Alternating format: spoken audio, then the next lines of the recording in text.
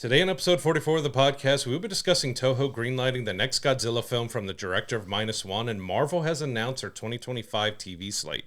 We'll also be reviewing the film here and breaking down season 1 of Agatha All Along.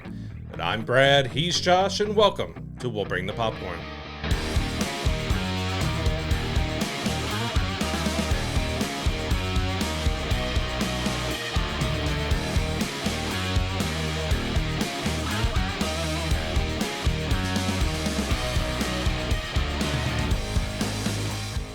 Before we jump into the news this week, we want to thank everyone for your continued support, especially with last week's episode. It was by far our most viewed and most listened to episode to date. Thank you so much for that and all your continued support. Please go to our YouTube page, give us a like and a subscription, get a notification bell every time we drop new episodes on Monday. Thank you so much for that. And also, don't forget to give us a 5-star review anywhere you listen to us in the audio realm if you're not watching us on YouTube. It really helps elevate the profile of the show. And go to willbringthepopcorn.com to find all our social medias, anywhere else, or link to our Discord. And I also want to give a big thanks for, we just hit 150 subscribers on YouTube. So, we're still climbing, still got a ways to go, but we appreciate getting to this mark because it's pretty huge for us. So thank you very much. Absolutely. Now, jumping into the news this week, we have news coming from Amazon Prime. The show Jack Ryan, which was very popular on the platform starring John Krasinski, ended last year. But now it's looking like he's going to come back, not for another season of Jack Ryan, but actually a feature film.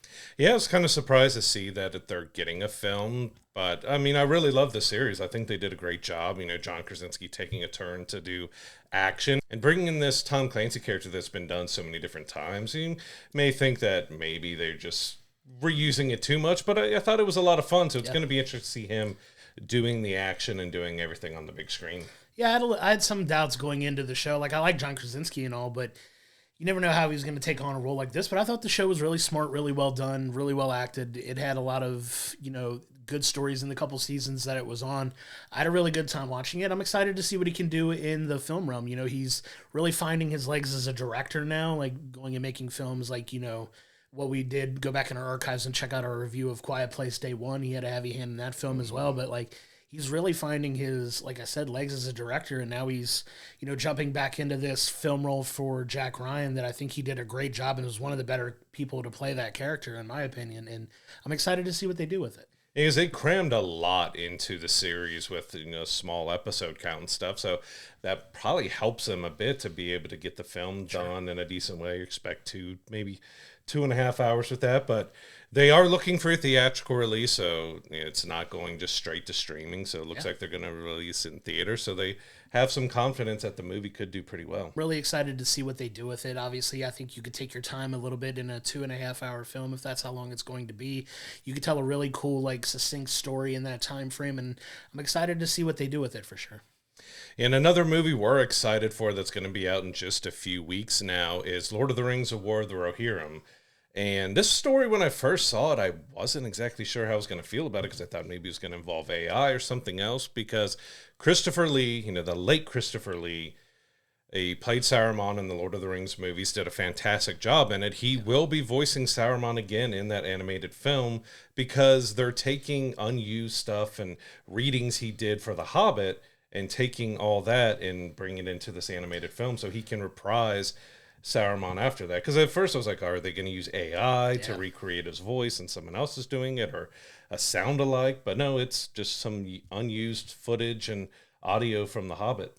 Which is really cool to kind of keep his memory in the role alive a little bit, because he was so iconic in that role. And it's really cool that they're not going the AI route with that, and they're taking stuff that he had actually legitimately recorded and doing that. You wonder how they're going to incorporate it into the story of, what they're telling there. I'm very excited for this movie that's coming out in a little over a month now. It's coming out before the end of the year. We're already into November. It's crazy to say that because this year feels like it's flying by, but that movie is going to be here next month, and I'm excited to dive into it, check it out, review it for the show, obviously, which we will, right after it comes out. But yeah, it was pretty cool that they decided to use that audio of him instead of, trying to use artificial intelligence to take his voice and kind of repurpose it for their story. And I'm excited to see how they incorporate Saruman into this film. Yeah, it's going to be different just hearing his voice again and something in lines that we just haven't heard from him. So it'll be nice, but also a little different, just hearing him again is just going to be like, oh, okay.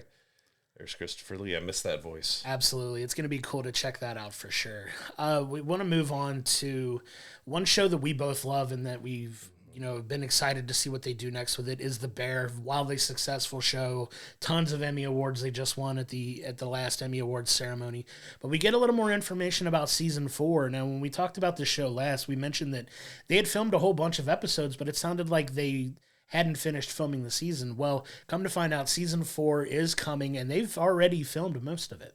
Yeah, they say they've only got three and a half episodes left to do because, they had to fit everything in because they had a lot of actors who had a lot of other stuff going on. Of course, we got Fantastic Four being recorded, the Bruce Springsteen biopic and everything else. So yeah, the actors kind of came out when season 3 came out like, well, we recorded a bunch of episodes and it wasn't in here, so we're not exactly sure.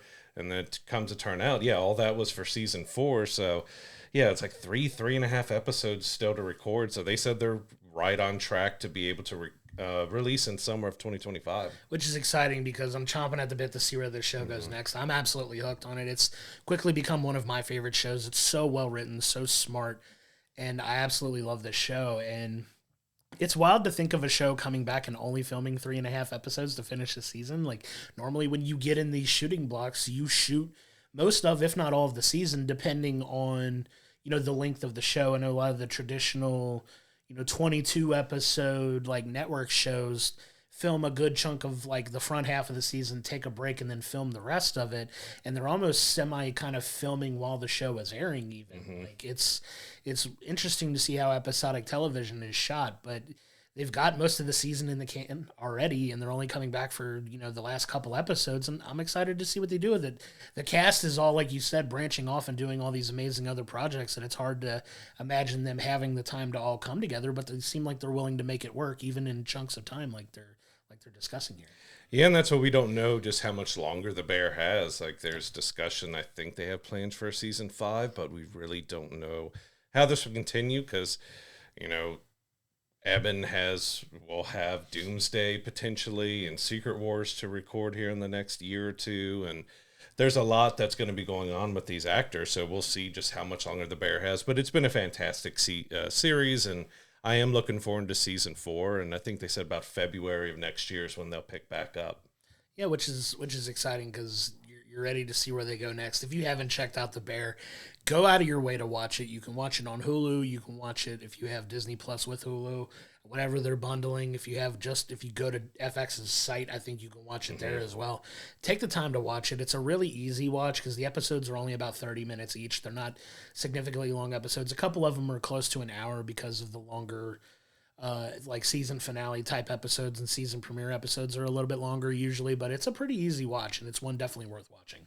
So parody films were huge in the 90s and early 2000s stuff, but we haven't had a whole lot of them lately. But we're looking like we're getting Scary Movie 6 now after quite a few years, but it's been 15, 20 years since the Wayans brothers had anything to do with that series. But they're reuniting to bring us another film, so it's going to be interesting to see having them back together and doing another parody film. How does it kind of work in this day and age? Because like I said, we just haven't had that many parody films lately. What's really cool about these movies now is that the Wayans brothers are kind of taking it back under themselves creatively, which is exciting because, they were so integral in, making those films successful that they're getting the reins of the film to kind of do what they want, which is exciting because, it's been so long since one of these movies have come out, and there's so many new horror films that they could parody and poke fun at. And one of the things that's really fun is those two are like complete opposite ends of the spectrum cinematic wise. We're very silly versus very serious and dark. Not to say horror can't be funny as well and campy at times, because there's an avenue for that as well. But when you think of horror, you think of the serious, the jump scares, the thrills, the psychological elements, and there's a lot of room if you have that comedic mindset to kind of poke fun at a lot of those things, which they do very smartly in a lot of these movies. So I'm excited to see where they take it and see what films they decide to kind of put their own creative twist and humorous spin on. Yeah, I could definitely see something like Terrifier being brought in and having something like that. Maybe even Longlegs, because I think you could parody Nicolas Cage's character pretty well and make him just like, almost make him like the creepy old man from Family Guy. Like you could kind of blend those together. So yeah, there's a lot of new horror series that they could kind of go after to parody. They did kind of announce it showing their Scream character. So it looks like he's going to be back and everything in it. So yeah, there's a lot they could do, and I'm just curious to see how that type of silly over-the-top parody film will work nowadays, because like I said, they were huge 10, 15, 20 years ago, but it's been quite a while since we've had a really over-the-top parody film. Yeah, and they've got the opportunity to make something really fun and really special. So I'm excited to see what they do with it for sure, because those films were so successful that you're wondering, could they work now? Is the audience there for it to be successful? And time will tell for sure, because like I said, the opportunity's there, and if they really can find that sweet spot of things to make fun of in a way that works, I think they've got the opportunity to have a hugely successful film in their hands. I would love to see them also get back together and do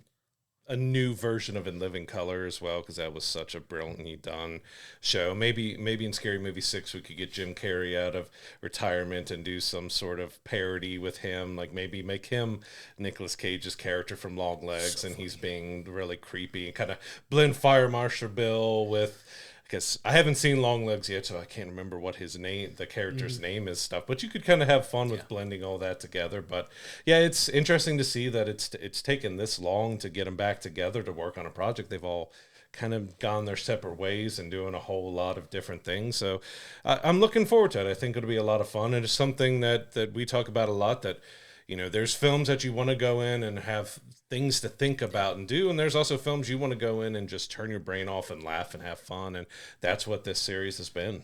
Yeah, and there's definitely an opportunity for them to refine that lane and be very successful with it. So we're very excited to see that when it comes out, and happy for them to get working on it for sure. One of the things that kind of came out of left field this week, and I don't think anybody was really expecting, Marvel just kind of came out and said, here you go, here's our entire TV slate for 2025. So we're getting a ton of Marvel content in 2025. For as much as they like to pump the brakes over the past, say, 2.5 years, they're hammering right back down on the accelerator in 2025, because the way they have the movies and the TV shows spaced out, we have pretty much something every month coming from Marvel in 2025. Yeah, there are 9 Marvel projects coming out next year. So we got the 3 films, which Captain America, Brave New World, we have Thunderbolts and Fantastic Four. But yeah, for the TV side, it kind of kicks off here in December. So we've got like 10 more projects all together, because the What If Season 3 premieres December 22nd of this year. And then when we move into next year, we've got the animated series, Your Friendly Neighborhood Spider-Man, on January 29th. And one that we're both looking forward to a lot is Daredevil Born Again on March 4th. So excited. We finally have Ironheart on June 24th, and we have another animated series with Eyes of Wakanda on August 6th. The last animated series with Marvel Zombies in October of 2025, and it all ends with Wonder Man in December of 2025. Yeah, you're not going to be short on any type of content, and I'm excited to, kind of dive into all these shows and review. I know it feels like we've been waiting for Ironheart to come out forever, because they filmed it, 3 years ago now? Like, the show had filmed by the time it comes out. Like, it's crazy that it's taken this long. We're finally getting it. It's kind of the same thing with Agatha All Along, that they filmed it a while back too, and it's finally seeing the light of day now, coming up, that we're getting ready to talk to later in this episode. But I've been more than ready for Daredevil. We've talked about that so much. There's a lot of exciting things coming up in 2025 that, if you're into that sort of thing, you're gonna get your fair share of it for sure. Because, like I said, they just literally just came out and said, "Here's our entire slate that's coming." I'm excited for Your Friendly Neighborhood Spider-Man. That seems like a fun animated show. A lot of times those shows are kind of sleeper shows because they're really well written, but not a lot of eyes get on them, so they only tend to last for like a season or two. I know I was a big fan of like the Avengers Assemble, like Disney show that they had recently, and some of the other Spider-Man comic cartoons that had come out in the previous years as well. And it seems like they're just jumping right back in and just giving us all this crazy stuff next year. I even had some rumors that the 90s Spider-Man, the animated series, might be getting a similar reboot to X-Men 97, yep. So we could potentially be seeing that in the next couple years as well. So that's kind of exciting if we get that reboot, because, yeah, X-Men 97 has done so extremely well for them. Why wouldn't they want to go back to Spider-Man, the animated series? Because it was nearly as popular as X-Men was back in the 90s. Yeah, and you can go back in our archives and check out our review of X-Men 97 and just how much we love that show. But I'm excited for all this stuff to finally see the light of day. And, I'm excited for Ironheart to see how that fits in the overall Marvel universe, and just all the obviously the three movies that are coming out next year are all going to be fantastic and huge, and I'm excited to see what all they give us moving forward, because now it's the pressure's on to kind of really get all this stuff and make it cohesive and blend together, but they do such a good way of mixing the animation with the live action. I think that it's going to be kind of a fun balanced thing where not everything needs to be watched, but if you're a fan of all of that type of content, it's all available for you to check out, and I'm excited to see what all comes out of it. Yeah, and there's trailers released for, I think, every single one of these shows as well, so you can go on Marvel socials or YouTube and watch them all. And I did find it kind of funny because we got the trailer for Your Friendly Neighborhood Spider-Man, and people are like, he doesn't look very friendly because he literally webs a brick and slams it into somebody's head. Like, he just killed a guy. Like, that was kind of the jokes and everything on. Like, that's not a very friendly Spider-Man if he's knocking a guy out with a brick. Yeah, but he's attacking a criminal, so it's okay, right? That's what heroes are for. But no, it's going to be fun. There's so much content coming. Like 2025, it's going to be very, very busy, and I'm excited to get to cover most of this stuff. And, we're not going to be short for episode ideas moving into next year. That's definitely for sure. And moving over into Game of Thrones, so House of the Dragon Season 2 wrapped up this year. We won't see the next season for probably a couple years now, but it was released that they're looking at doing a Game of Thrones movie. So HBO originally was kind of against it. They didn't want to bring it into a film. They've been trying for a few years, but they've kind of had a lot of changes at the top, and now I guess they're ready to bring it to film. Yeah, this is something that I think works really well in the film realm because, there's so much good stuff that you could take to make, wonderful TV shows that we've gotten so far, save for obviously the last couple seasons of Game of Thrones, but we're not gonna bang that drum today. But it depends on what story they want to tell, where they want to focus, who they want to have involved, but it absolutely will work as a movie, and I'm excited to see what direction they go. I believe George R. R. Martin's going to be involved in that as well, so he's going to have a hand in that too, which is a positive thing and what you want to see out of it. But yeah, that's all we know, that it's in the works, but we literally have nothing as far as, where they're going to focus that story. Yeah, it'll be interesting to see what kind of story they go with. Could that Jon Snow series we were supposed to get be turned into a film now? Or are they going to do something, maybe a prequel to the series? Because originally the showrunners wanted to end the Game of Thrones series with like 2 or 3 movies, but HBO nixed that. And again, we know how the series ended with some controversy, but they've wanted to do a film for a while. So if they can get a decent story that fits in that window, because we know these are very long, drawn out episodes and series and everything that can take a little bit to get the meat of the story and everything else. So it's going to be interesting to see exactly how they do this in film, because I would expect it to probably be a 3-hour movie or something like that. But yeah, I'm looking forward to see where in this timeline does this movie fit in. Yeah, because like I said, there's so many different places they can go with it, but until we get the actual outline of the story that they have in mind for it, it's just all speculation at this point. But it's exciting that they're willing to take it and bring it to the big screen, which I think could and will do very well once they decide to, put it together and put it out. I think there's still a huge audience for that, because you see House of the Dragon is doing extremely well as well. Obviously, Game of Thrones was one of the biggest TV shows of all time, especially for a non-network show to be as popular as it was on a premium service like HBO, and it was still insanely popular. Just goes to show you that the audience is there, and I think we'll be willing to go and see it in a theater experience, and I think there's potential for a really magical story and a good time in the theater to be had for that. That's going to be an expensive movie.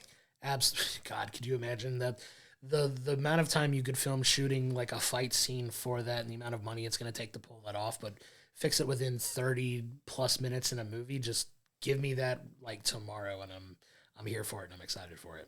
If you're into that kind of stuff, I love watching the behind the scenes that they do for House of Dragon, Game of Thrones, because some stuff like the CGI can be a little rough in some areas, like with the dragons and other stuff, but like some of the scenes where like the throne room in House of Dragon, you look at what they had practically, and you see how much was added and changed through special effects. I'm like, okay, 90% of this set didn't exist, but it looked real and fantastic. So it's really interesting to see that, of how much it goes to put in that, because there's, even with the action and everything else they do, there's a lot of work that goes into that, and it should make for a fun movie. Absolutely. And so talking about movies we really enjoy, we got news this week that Takashi Yamazaki, who directed one of our favorite films last year, Godzilla Minus One, including the version of Godzilla Minus One Minus Color, which is absolutely fantastic, is coming back to direct another Godzilla film. Now, we don't have the knowledge yet if it's going to be like a follow-up to Godzilla Minus One, but he looks like he's returning to the world of Godzilla, which has me very excited because he did take so much care in Godzilla Minus One that he's getting another crack at it.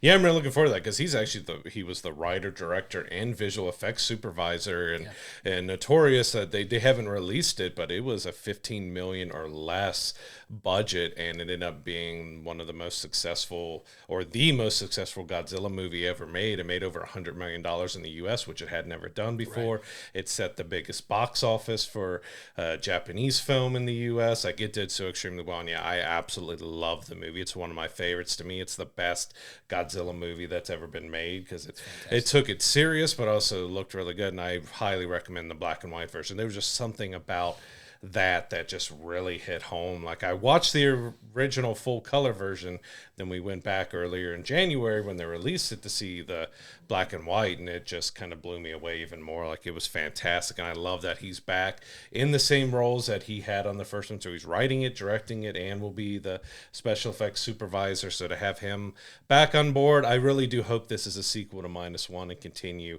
what he started there and keep the budget small, keep everything like they did with the first one, because we have a lot of times where they'll do a movie where it had a really small budget and it does really well, and they greenlight a sequel, and then they give it $200 million budget, and it kind of loses what made the original special. So I hope they just continue on keeping it a little smaller, a little lower on budget, so they can keep that same feel and look. Yeah, I think the budget will be a little bit bigger, but I hope it's not exponentially bigger. Because like you said, they did so well. This is a movie, like you said, not a huge budget, and it still won an Oscar for visual effects. That's insane. Like, it's beating out movies with 10, 15 times the budget, and are, just an incredible feat that, for the most part, didn't look like it had a, quote unquote cheap budget to it. Like, it was amazing. And, you talk about all these films with high budgets. I know it's not a news topic that we brought in this week, but you hear the rumors this week that, like, the next Mission Impossible movie is going to cost $400 million to make, that they're working on, and you're like, okay, it's probably going to look visually incredible, but you get just as high a quality of film for, $15-20 million, and probably double that maybe in the next film to make it $30 million, I think is more than fair. And the fact that I think he's back to do all of the roles on that, like, I think he's going to take the exact same level of care he did with Minus One and just give us another incredible Godzilla movie that I'm super excited for. And in this way, I kind of wish they would do it in reverse. Give us the black and white version of the next film first, and then give us the in-color version too, fun. And see how we could compare it that way, and see if our interpretation of that movie changes because we see it in black and white versus in color the next time, and get it like kind of a reverse viewing experience for the next one. And I want to throw in here, because it's kind of still in the monster realm and stuff, but Ridley Scott also announced that he is working another Alien film, which has been kind of mixed with his Prometheus and the last two Alien films he did. Hopefully, as they see, because we do have a sequel to Alien Romulus coming, and he's doing one as well, so we'll see where his fits in the timeline. But I kind of hope he does a more modern one, or brings back to the original Alien or Aliens as well, because, Prometheus and those brought up a lot of different ideas, but it just didn't connect like his originals did. So I'm hoping and looking forward to what he could possibly do returning to Alien. Yeah, you kind of hold out hope that it can get back to its former glory, but we're seeing in a lot of cases, and a little bit of a spoiler alert on how I'm going to feel about the film that we watched coming up. You get to a certain point where certain directors, when they come back to properties or start dealing with people that they've dealt with before, can't always capture that same magic and lightning in a bottle as, their careers progress and they get, several decades into their career. And you're starting to see that with some of these, legendary directors that are kind of not connecting in the way that they used to. And you're hoping that's not the case for Ridley Scott and Alien. But like you said, with the Prometheus films, I thought they were fine, but nowhere near on the level of the originals. And, the fact that he's coming back to this property is, do you take the lessons you learned from, having not as successful movies back to the ones that made you successful? Can you kind of marry those two ideas together? And, the jury's out, unfortunately. And so moving on to Tomb Raider, so we do have another series, live action series that's in the work, and we did get that two actresses are in the running right now to play Lara Croft, and both of them are kind of interesting if they do it. Like I don't think the last actress was bad with the reboot movie because it kind of mirrored the game, but I think it just missed out on getting the drama and the action right as the game did, because the rebooted trilogy that they did was fantastic. They just didn't get the movie right. But we got Sophie Turner, of course, is known for Game of Thrones, was also in X-Men The Dark Phoenix, and not a lot of people want to talk about that she was in it. We also have Lucy Boynton from Sing Street, Miss Potter. They're in the running to play Lara Croft. Yeah, I don't know how I feel about either one of those actresses necessarily. Like, Sophie Turner's a fine actress. I haven't seen Sing Street or Miss Potter, so I can't really speak on Lucy Boynton necessarily, but I know there's a big push among, like, that fan base to have Haley Atwell play Lara Croft, potentially. Now, she is the voice actress of Lara Croft in the Netflix animated series Tomb Raider, so if you don't know who Haley Atwell is, she also plays Peggy Carter in the MCU.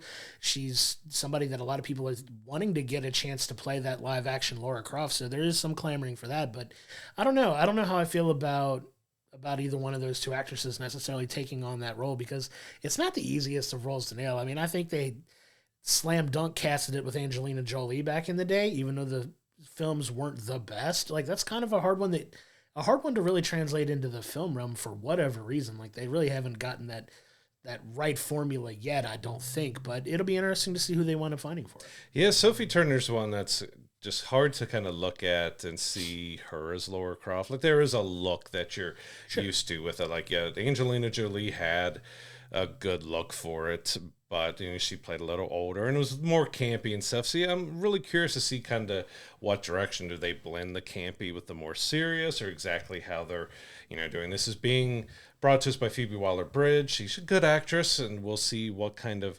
development and look that they give to the series, but it could be fun. Like I said, we thought we were getting a brand new film trilogy, but that film didn't do as well as they thought, so they're just going straight to series to kind of reboot it again, and we'll see if third time is a charm to get it right. Yeah, for sure, because it's gotten several chances, but they don't seem like they've found that right formula for success yet. Maybe this series will give it a shot in the arm to need. I know we're getting ready to talk about, in a little spoiler alert, we're going to review the Netflix series, so excited to check that one out and see how it does. But a live action series could be the shot in the arm that it needs, and maybe move away from film, and it's better suited for TV, but the jury's still out on it for sure. So kind of transitioning over to the world of Lego, we've got 3 new live action / hybrid kind of films coming up. We had the wildly successful Piece by Piece, the Pharrell Williams, film, the biography that's done really well. It's a really, really good story, and we're getting 3 new movies in the works coming up in the future. Yeah, and we already got directors attached to them. So we have Jake Kasdan, Patty Jenkins, and Joe Cornish will direct the film. So I've really enjoyed them. I had fun with my kids, and I've had a lot of fun with the Lego games and stuff that they've put out around the movies, and around Marvel and The Hobbit and everything else. They've always been a ton of fun. We've got Lego Horizon coming out on PlayStation soon here. That looks really good as well. So I'm excited that they're coming back with some new Lego movies, because they've been a lot of fun, and we'll see just how much, because they announced them as like live action, but I'm like, it's live action hybrid. Like, you've got animation to get the Lego stuff right, but I'm curious if it's going to be some brand new movies, if they're going to be interconnected, if they're going to be separate stories that aren't connected. And do we have Chris Pratt and anybody else who was in the original come back to do it? So didn't get a whole lot of details on exactly how they're going with it, but they've been a lot of fun, so I'm looking forward to having some new ones to watch with the kids, but just watch myself. Yeah, for sure. And like you said, the information's very scarce at this point, but it's going to be interesting to see how they kind of marry the two, because it's not the easiest to do like a live action animated mix. They have the potential to be either pretty solid or really, really cheesy and really bad. So I'm hoping to lean more towards the positive and the the good potential for it. Patty Jenkins is a solid director, so I'm excited to see her get her hands on something like this. So we'll see what they give us, but who knows if they're even going to be connected? Like you said, you never know. They could just be brand new stories, and we have no idea what's happening yet. Yeah, I'm looking forward to see what they do with this. It could be a lot of fun, but yeah, we don't have a whole lot of details, but we'll let you know when we hear more information. Sure. So moving on over to the world of sequels. So we've got everything that's being rebooted, remade, and everything else. So there was a Cliffhanger sequel that was announced that was happening with Sylvester Stallone, but he dropped out of it. And instead of killing the movie completely, they decided to go back and rewrite and redo everything. So now it's going to be a reboot of Cliffhanger starring Pierce Brosnan and Lily James. So Lily James is going to be our main character now, which, you know, Cliffhanger was kind of a cult classic. It's not the best. It's not the worst. It kind of had some issues. Of course, Ace Ventura, you know, parried it, and everything with everything was Nature Calls that they parried it. So it's one that's known, but I'm curious to see how that kind of movie works in 2024 and how, if they're going to take it really serious, if it's going to be kind of campy or over the top, but we'll see exactly how they do that. But it's kind of interesting. They were doing a sequel and they kind of redone it as a reboot. They must think it could be a new franchise and potentially a new franchise. Yeah. And Cliffhanger is one of those movies that is notorious for like one major thing, right? It's the ending of the film kind of leaving people in suspense and surprise that, you know, kind of became a term for leaving things on an uncertain note necessarily because, you know, obviously when you hear things, it's left on a cliffhanger. Well, this is kind of where that originated from. And this is one of those films that you go back and talk to people that saw it. It's one of those first real movies that you hear about just kind of leaving people in disbelief when they walk out of a theater sometimes, and it's kind of notorious for that. So I'm excited to see what they do with it, see what direction they take with it. You know, Lily James is a great actress, so having her in that role is, you know, pretty solid, and we'll see what they do with it. And Pierce Brosnan, he's been popping up in a lot of stuff that I didn't really think he'd ever do because he joined DC for the Black Adam movie and has been doing a lot of different things since, you know, his time as Bond. So I'm curious to see exactly what his role, if he's playing maybe the villain or if he's, you know, being somebody else, just to see exactly where he fits in with the film. Absolutely, and excited to see that when it comes out for sure. So now we're going to jump into our film review of the week, which is the movie Here. It's a Robert Zemeckis film which stars Tom Hanks and Robin Wright in the first time that they're on film together since the movie Forrest Gump. So this is 30 years since Forrest Gump came out, so this is a long time to finally get those two actors back on film together.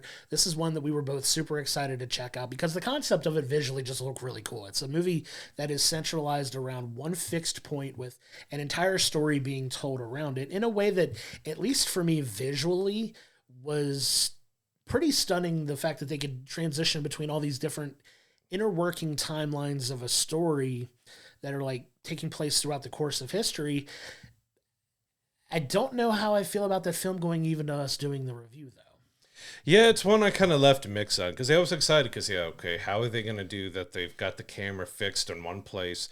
We're telling because of the house and the living room where majority of the movie takes place is the main area where everybody is. I was like, how is having a single room going to work out? And it's very hit or miss because it had a great visual style. How they presented going between the different timelines was really neat. It was almost comic book panel style and everything. And it looked good overall, but the story it's not going to be for everybody. I feel like it's one that I need another viewing of to see exactly how I feel about it because the story was kind of choppy. Like you have so many stories because, I mean, it goes all the way back to the dinosaurs to present day and you have different families. I was kind of surprised, and we're going to have some light spoilers about the movie in here of how long into the movie it took to bring in Tom Hanks and Robin Wright's character before we really started following them along, because it was, I would say, almost 30 minutes into the movie before we got them in it. And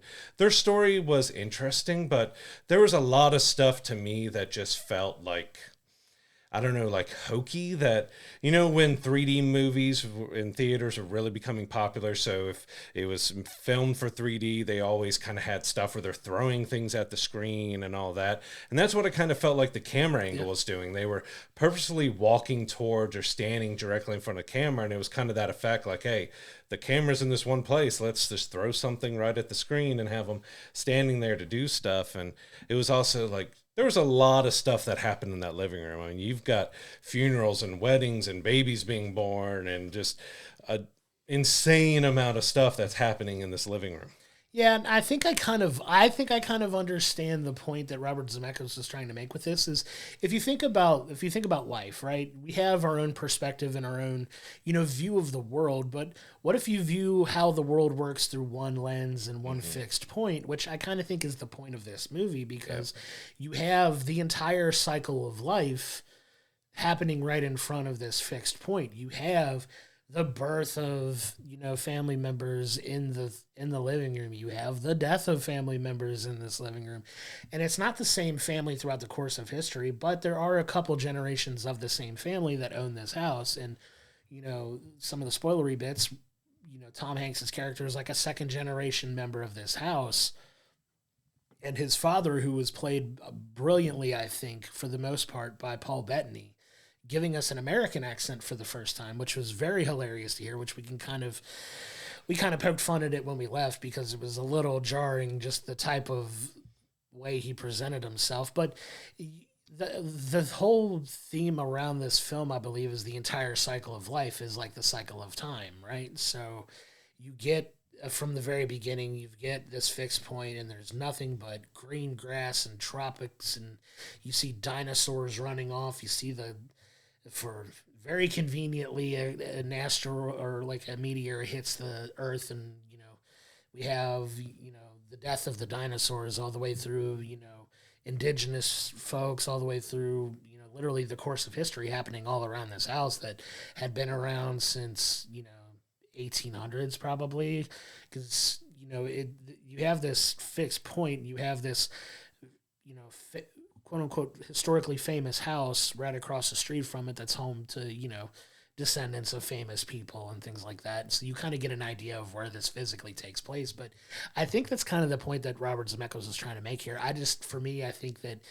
the getting everything on the same page was probably the hardest part of this film to get through. You had to laugh when you're talking about Paul Bettany's accent and stuff, because this is pretty much the only thing we really talked about after the movie, because we try to leave it here to discuss that he kind of sounded like he was doing Christopher Walken impersonation. A little bit, yeah. I heard Christopher Walken so many times, it kind of took me out of the movie a little bit because I heard it, and then he kind of gave me some blast from the past vibes, that Brendan Fraser movie and everything. But yeah, I agree with you. I think just trying to give you it's like you're watching these lives from one fixed point, like you're just sitting here observing, kind of done almost like a play as well, like you're watching, like this is a play going on in front of you. But it does have a decent message about life, and how quickly time passes and things passing by before you know it, and kind of capitalizing on life and doing things you want to do and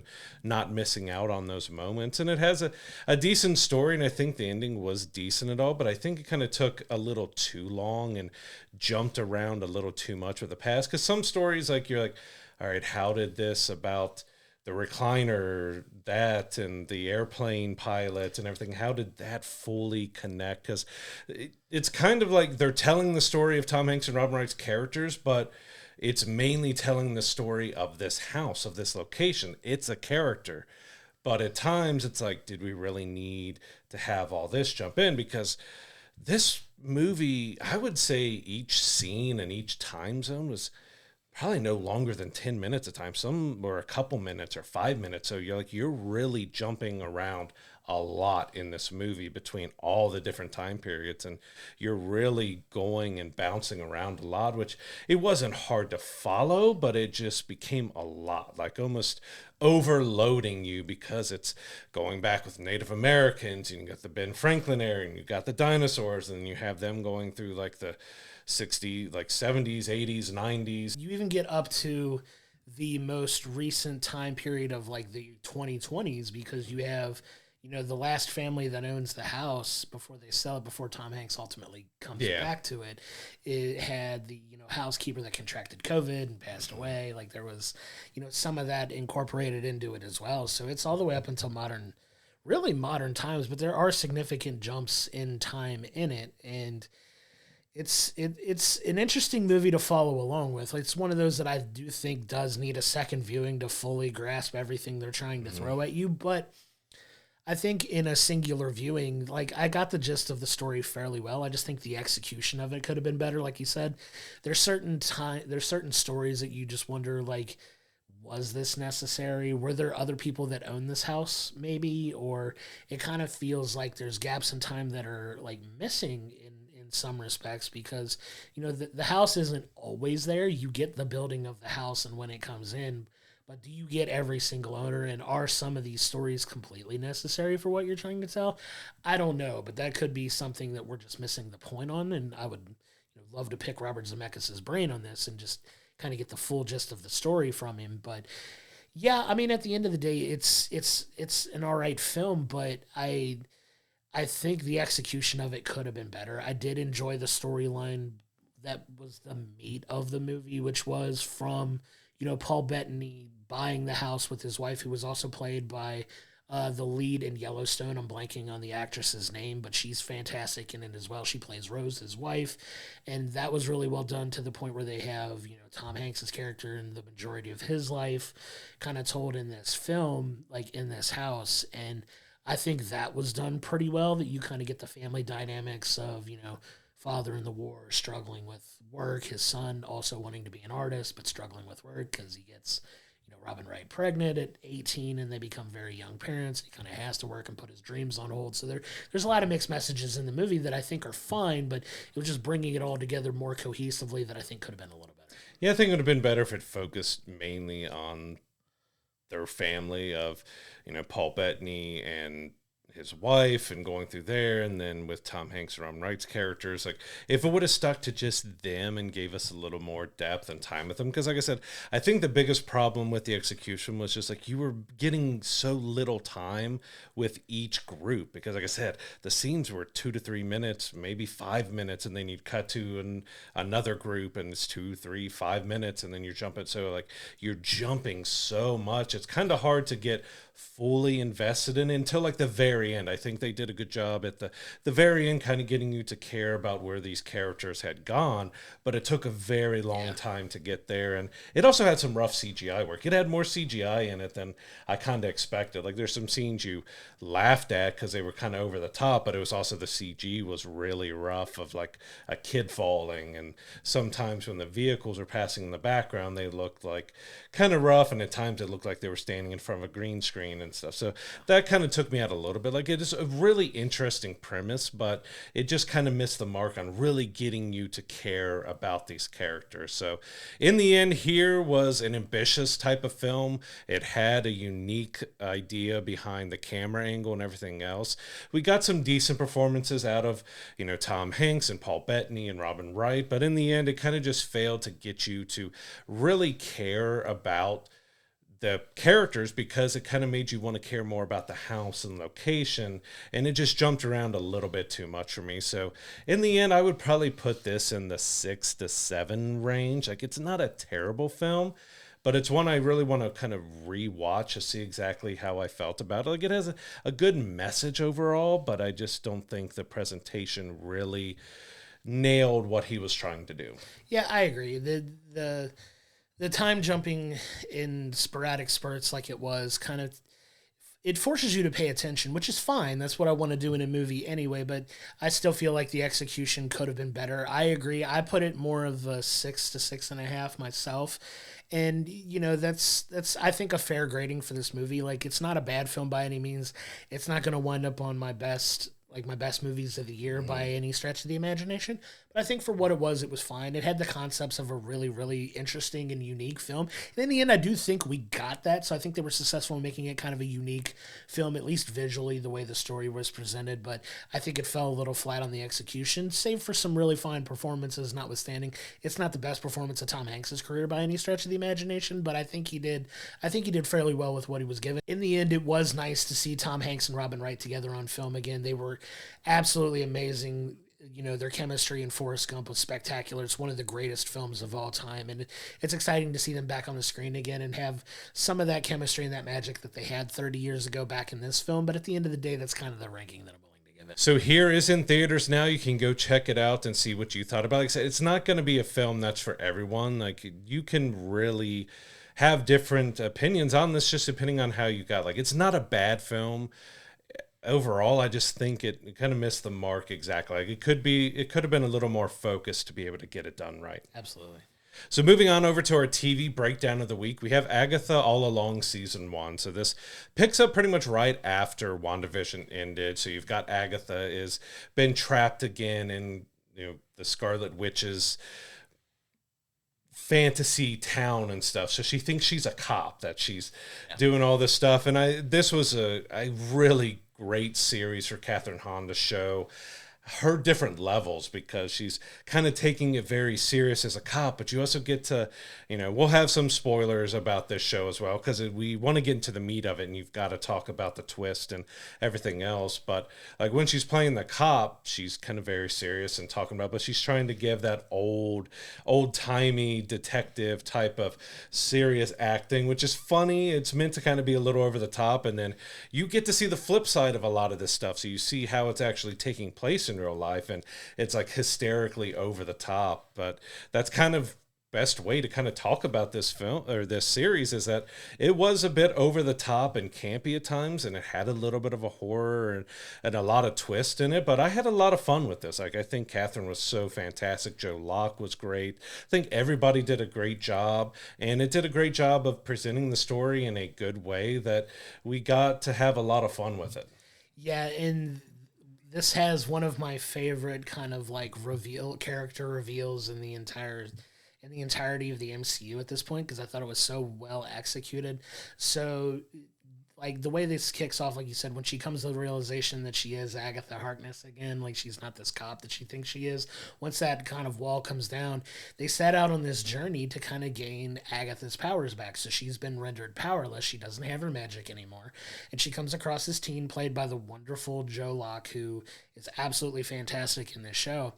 And they set out to go on the Witches' Road, which is kind of a trial for witches to kind of prove their worth, to get the one thing they want, right? That's the lore of the Witches' Road, is to form your coven and go on this journey. And if you survive the Witches' Road, you get what you want in the end. And, they form this coven of amazingly different personalities and a ton of fun. And there's a lot of, like you said, there's a lot of horror elements in this show. There's a lot of heart in it. There's a lot of really fun, interesting stories that each of these witches kind of go through, that's still, hyper focused on Agatha Harkness and her journey to kind of like, get her powers back. And she's kind of willing to do whatever it takes. And there's a lot of trials and tribulations that they face along the way.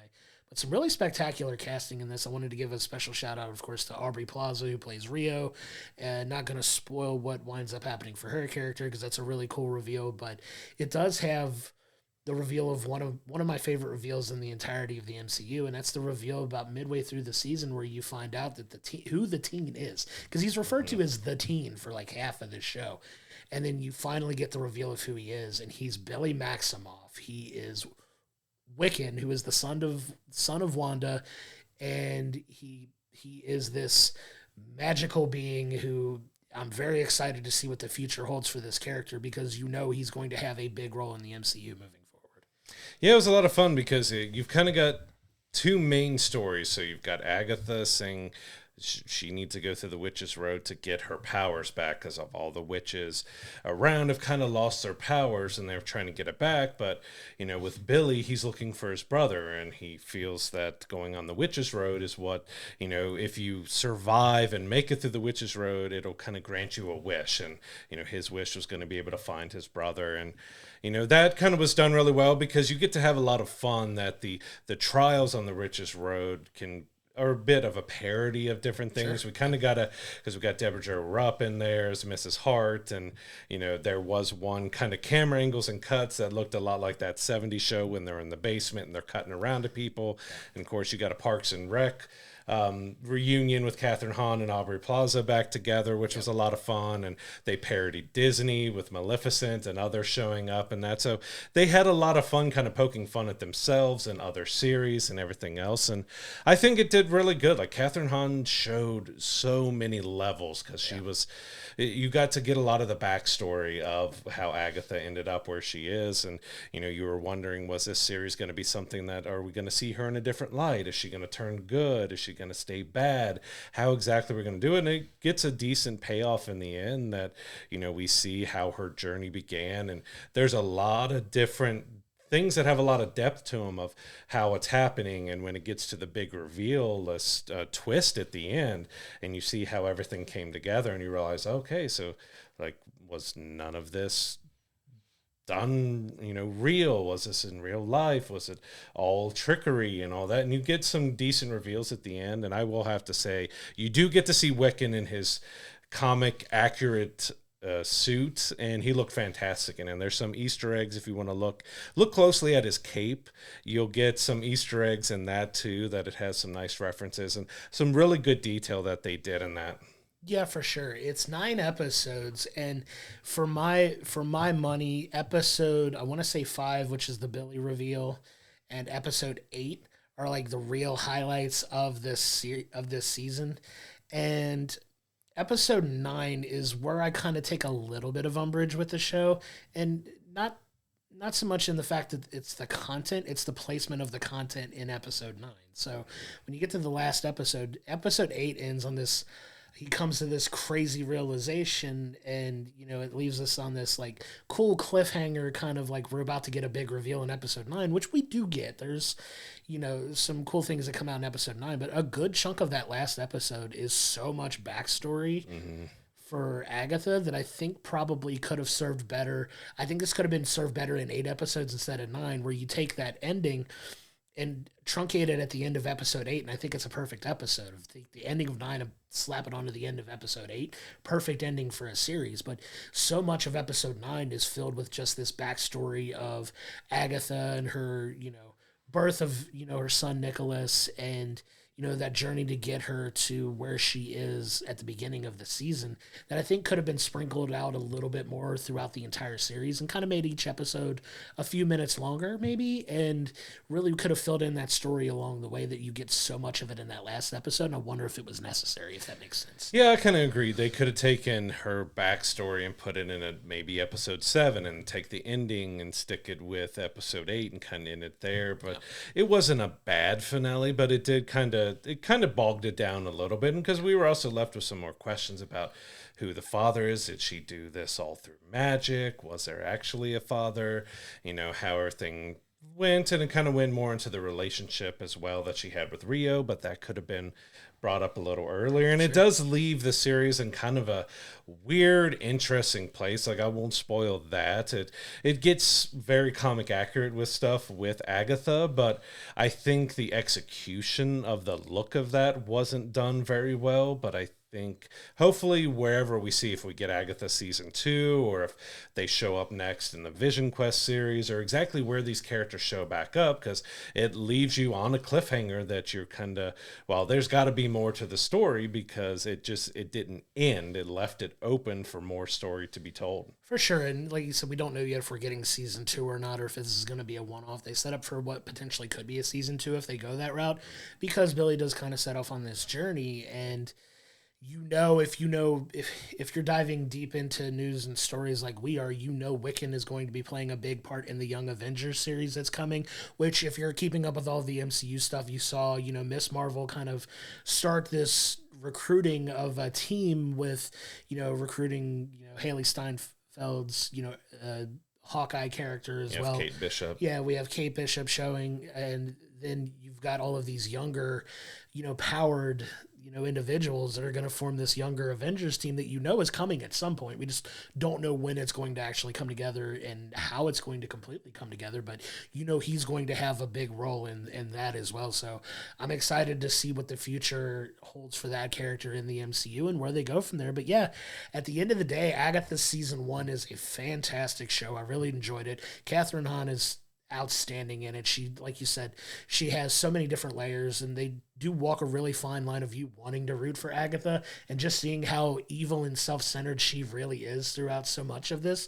And it kind of, in a lot of fun ways, kind of parodies itself while also taking itself seriously. And it does a really good job of having that balance and walking that line. If I had to give it, a rating for the entire season, I'd say it's a solid 7 out of 10. Like, there's things that they don't do the best, but I think when they get it right, they get it really right. And I think, they've got potential to build on that if they were to decide to do a season 2.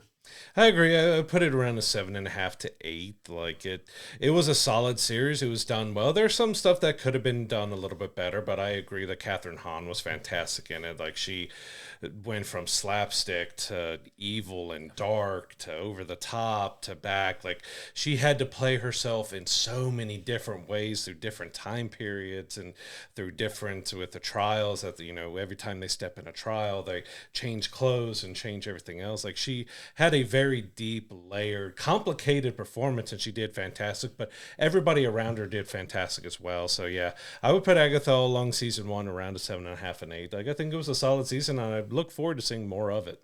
Yeah, for sure. We'll see if it gets a season 2, but you can see Agatha All Along season 1 on Disney Plus right now. Can't recommend enough. Go checking it out. Leave us a comment on our YouTube video or come to any of our socials. Let us know what you think if you saw the season as well, and we'd be excited to have that conversation with you.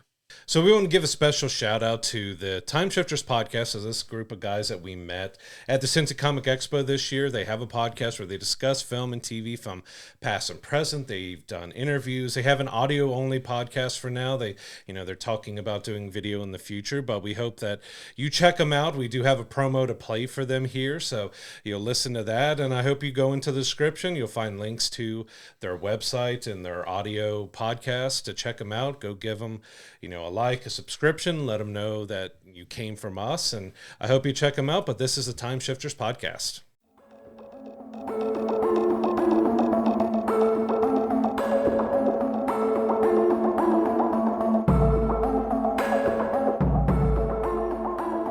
Life gets busy, and there's always new movies and theaters or shows on one streaming service or another. Too many, some would say. Yeah, it's almost impossible to see everything when it first comes out. So we all become time shifters. On the Time Shifters podcast, we discuss and review films and television from past and present. And sometimes from the future. We also share some discussions with filmmakers and actors, talk about genre news, and share some occasional convention coverage. So tune in to the Time Shifters podcast. Available wherever podcasts can be found or by visiting timeshifterspodcast.com.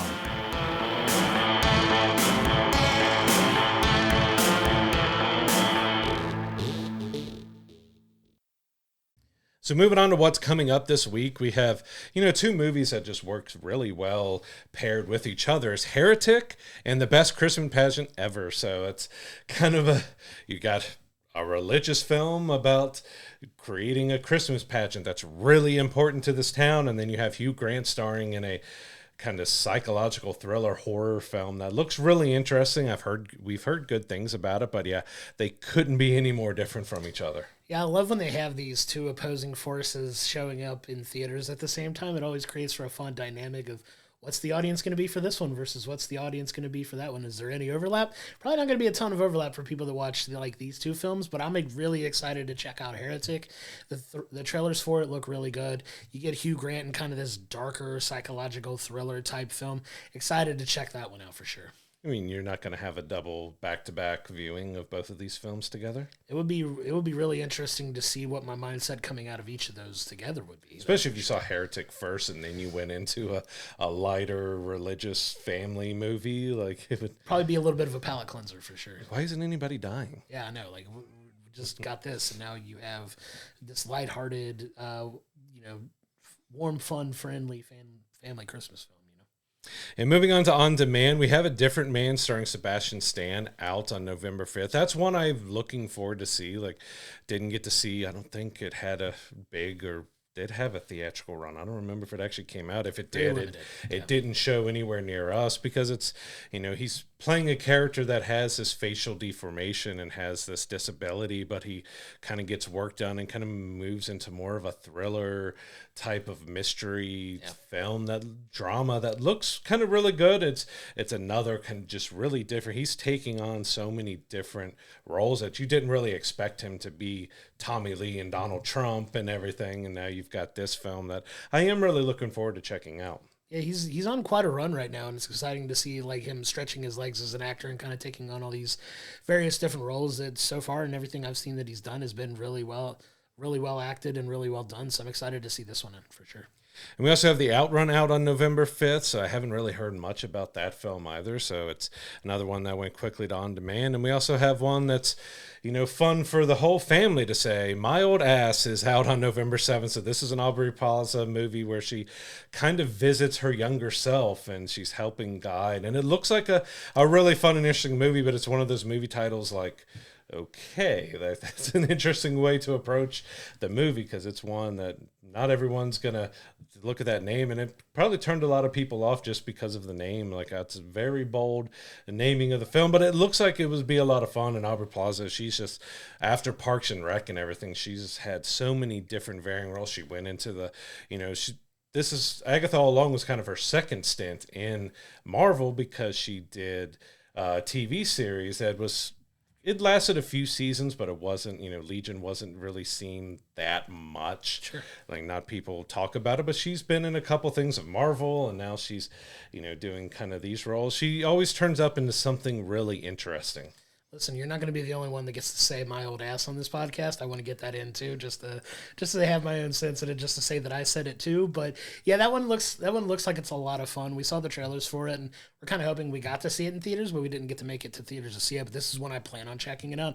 Looks like a lot of fun, really funny, and has a potential, really heartwarming message of, if you could go back and kind of guide your younger self, what would you tell your younger self? And it kind of look like they explore that in this film, and I'm excited to see it.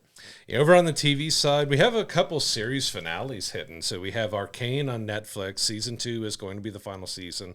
This animated series based on the video game property is done extremely well, and it's really well made. So I'm looking forward to see how that series wraps up. And then one that has had a lot of controversy around it, we got the second half of Season 5 of Yellowstone. So, there's been talks that they might come back for Season 6 and continue it, but at this moment, this is still kind of the finale of Yellowstone. You don't have Kevin Costner returning, and we'll see how this second half of the season kind of wraps up that series. Yeah, I mean, it's an incredibly popular show, super popular, but it's just as much known now for all the behind-the-scenes drama between the actors and the creator of the show, and, the back and forth between most of the cast and Kevin Costner, and between Kevin Costner and, the creator of the show as well, kind of having their spats publicly. But this is a show that has some very wildly successful spinoffs as well, but it's exciting to see how they wrap this show up, giving everything that's gone on behind it, what they put on camera to kind of, if this is the final part of this series, what happens. I know there has been talks of them coming back moving forward with some of the other Dutton characters in a season 6, but the jury's still out. But excited to see where they go with it on November 10th when the next season, or the next half of the season, finally starts. In Arcane will drop on November 9th, the day before, so you've got a couple kind of big shows back to back depending on what you're into. For sure. And that's going to do it for this week's episode. Once again, we can't thank you enough for your continued support. Next week, we will be reviewing the Hugh Grant film Heretic, as well as Season 1 of Tomb Raider, The Legend of Lara Croft, the Netflix animated series. Excited to talk about those next week. But until then, I'm Josh, he's Brad, and we'll see you next time.